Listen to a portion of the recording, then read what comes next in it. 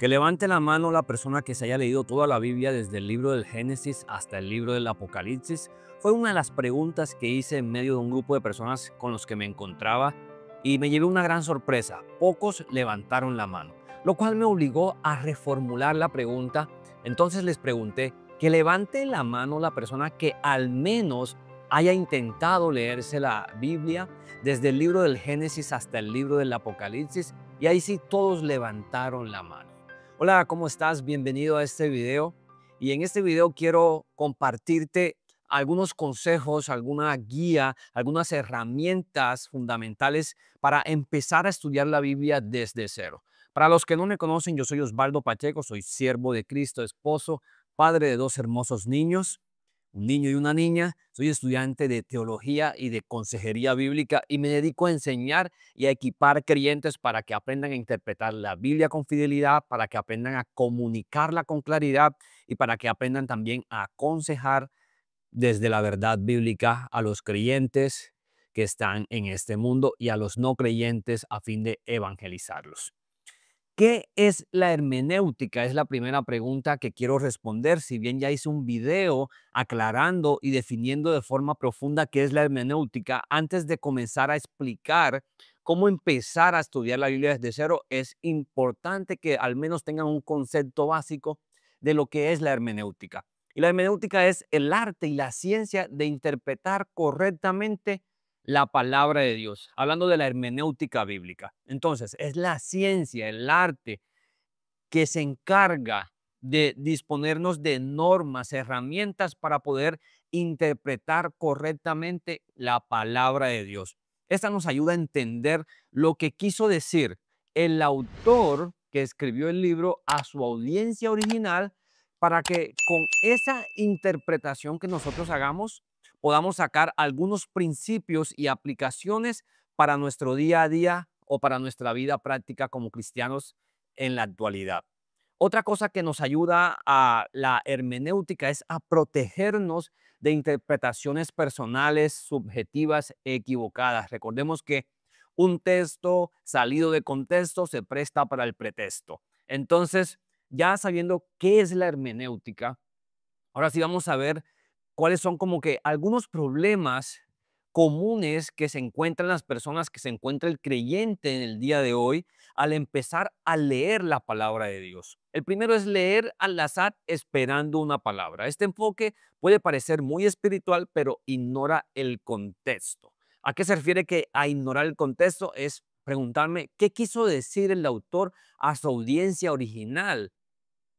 Y de esa interpretación que yo pueda hacer de lo que quiso decir el autor a su audiencia original, qué principios o qué aplicación puedo sacar para mi vida práctica el día de hoy. Entonces entendamos que la palabra de Dios es revelada por Dios, es inerrante, es suficiente y es infalible. Pero ojo con leer al azar cualquier versículo y esperando tomar como una palabra, una promesa directamente para mí, sin entender el contexto en el cual se escribió eso. Ahora, ojo con esto. Muchas veces al iniciar tomamos la palabra de Dios y intentamos entender todo sin entender el contexto. Eso tiene mucha relación con el principio número uno o con el problema común número uno. ¿Qué pasa? Que yo puedo leer un versículo en este momento y asumir o darle un significado a ese versículo sin yo entender, ojo, lo que viene antes de ese versículo o lo que viene después de ese versículo y lo que quiso decir el autor realmente. Un ejemplo claro es cuando las personas dicen todo lo puedo en Cristo que me fortalece, sin entender a qué se refería Pablo cuando decía todo lo puedo en Cristo que me fortalece. ¿Qué decía el apóstol en los versículos anteriores, en los que dio un contexto para él poder decir eso luego? Entonces vamos también, otro error común de muchas personas es aplicar todo directamente así a las personas o a mí mismo sin filtrar. Por ejemplo, puedo leer una promesa que Dios le hizo al pueblo de Israel, la puedo aplicar para mí directamente, o puedo tomar una instrucción que Dios le dio a algún líder o a algún profeta o a alguna persona en específica y aplicarla directamente para mí. Por ejemplo, en Josué capítulo 1, versículo 3 dice, todo lugar que pise la planta de tu pie.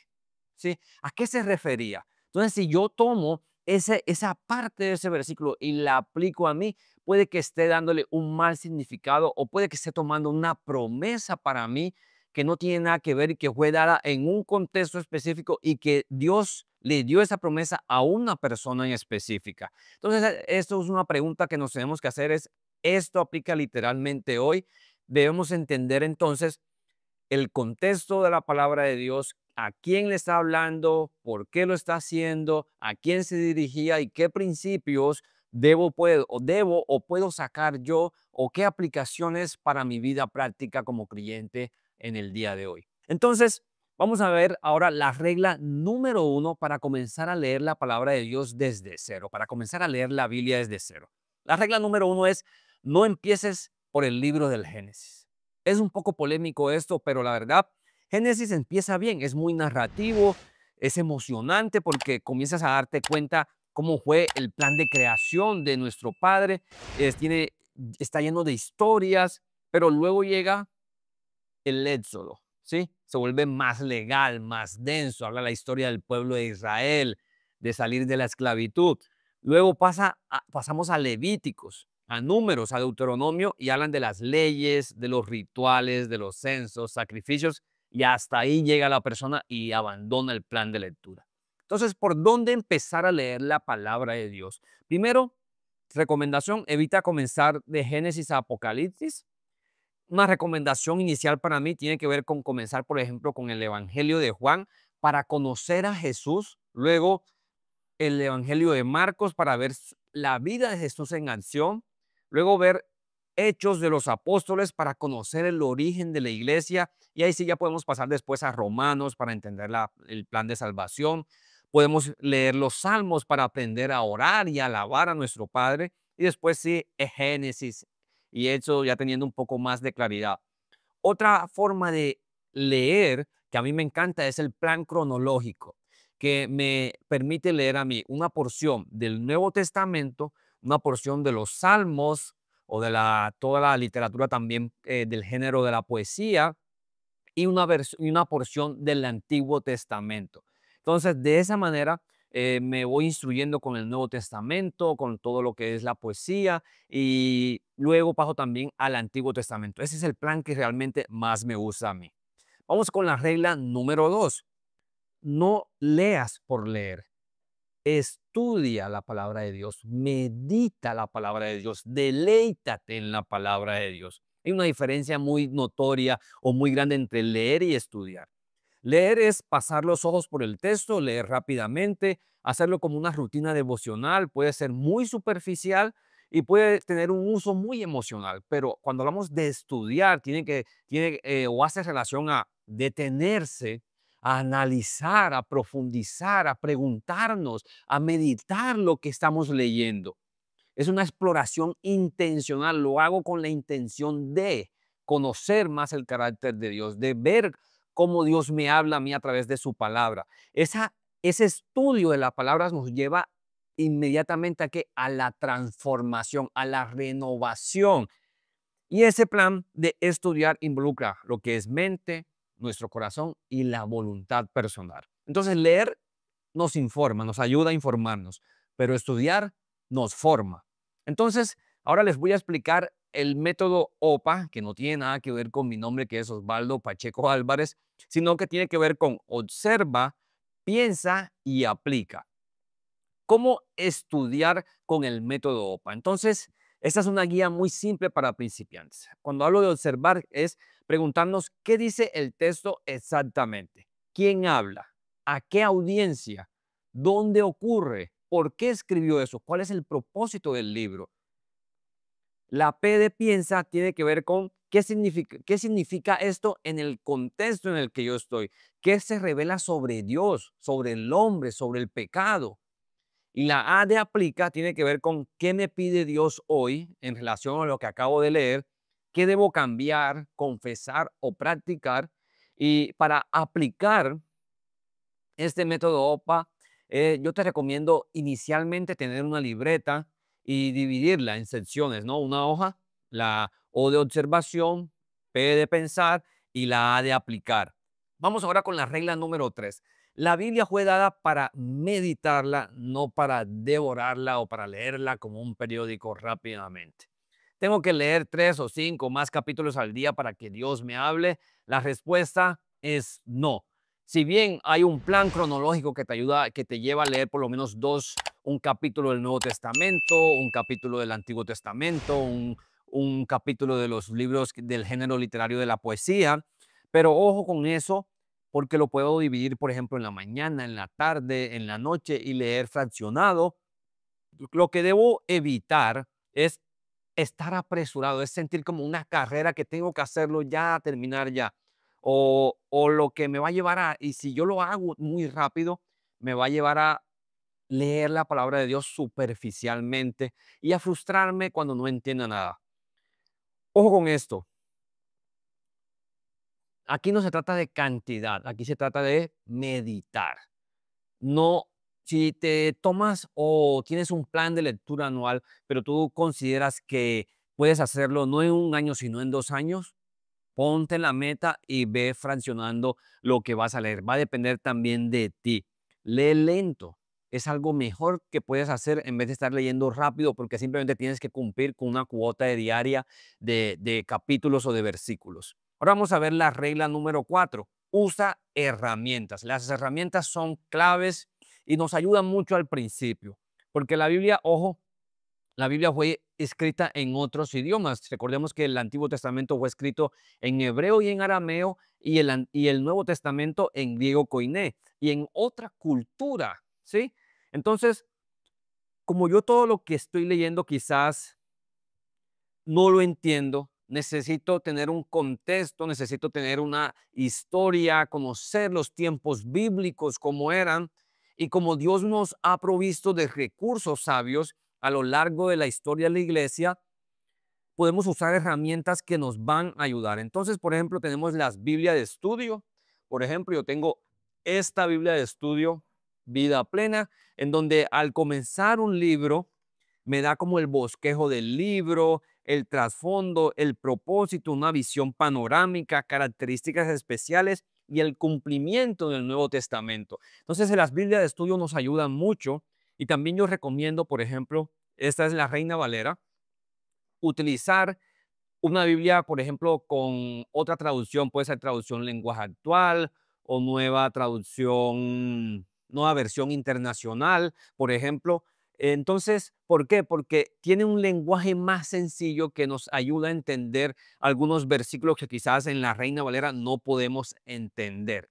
Otra recomendación es usar los diccionarios bíblicos. Por ejemplo, yo tengo este diccionario bíblico ilustrado de Holman. Me ha ayudado muchísimo. ¿Por qué? Porque ahí tenemos definiciones originales, significados claves, cuando no entendemos alguna palabra que estamos leyendo. También están las aplicaciones móviles. Por ejemplo, está YouVersion, está la aplicación Logos. También está el canal de YouTube Proyecto Biblia, en donde podemos aprender y entender un poco más de los libros.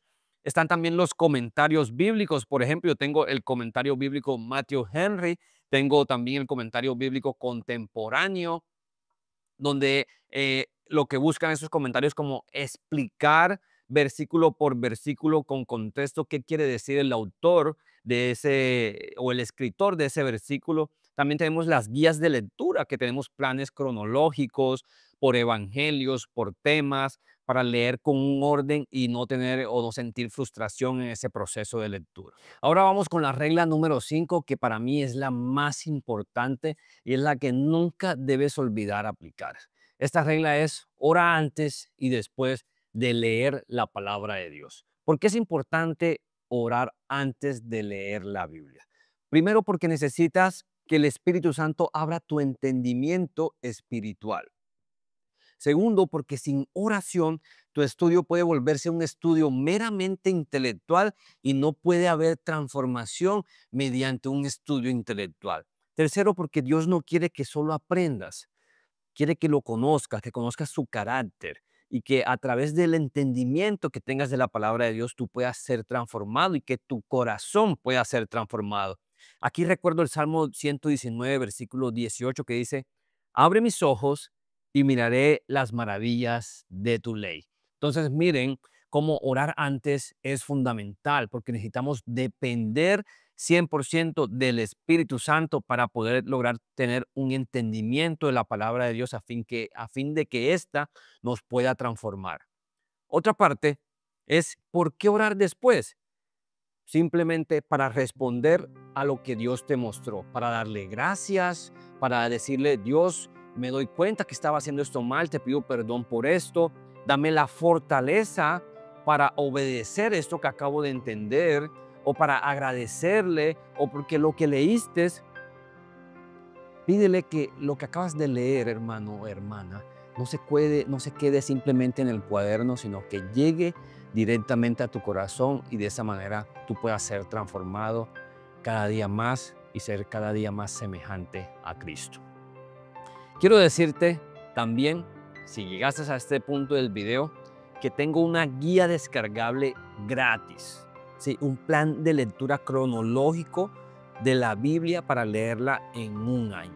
Debajo, en la descripción de este video, te voy a dejar el enlace y en el primer comentario también. Y simplemente te quiero hacer esta pregunta. ¿De qué te gustaría que hablara en mi próximo video? ¿Tienes algún tema, alguna dificultad, algo puntual por lo que quieres que hable? Quiero invitarte a que te suscribas al canal, a que le des like, le des clic en la campanita para que se activen las notificaciones y así YouTube te avise cada vez que subo un nuevo video. Y recuerda esto, la Biblia no fue escrita para expertos, sino para corazones humildes que desean conocer a Dios y que desean que Dios moldee sus corazones. Sin más, que Dios los bendiga y nos vemos en otra ocasión. Chao, chao.